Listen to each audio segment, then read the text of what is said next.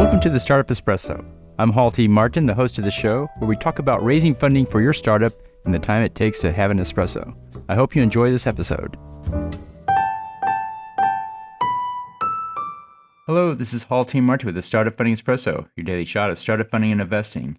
The attribute substitution is a bias defined by Wikipedia that occurs when an individual has to make a judgment that is computationally complex, and instead substitutes a more easily calculated heuristic attribute. Startups presenting a complex concept such as how their technology works should replace it with a heuristic or analogy that is easier to understand. Complex concepts can be difficult to communicate to investors in a pitch. Instead of explaining the concept in detail, the startup should replace it with an analogy or metaphor to explain it. The investor doesn't need to know the specific details of how a concept works, but rather why it's important, as there's typically not enough time to explain it.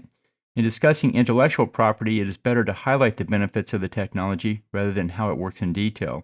Oftentimes, the technology is proprietary and kept as a trade secret. Explain concepts with analogy to show the benefits and importance of the concept. Thank you for joining us for the Startup Funding Espresso, where we help startups and investors connect for funding. Let's go start us into today.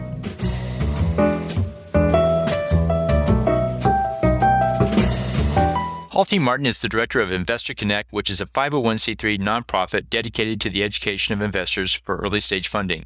All opinions expressed by Hall and podcast guests are solely their own opinions and do not reflect the opinion of Investor Connect. This podcast is for informational purposes only and should not be relied upon as a basis for investment decisions.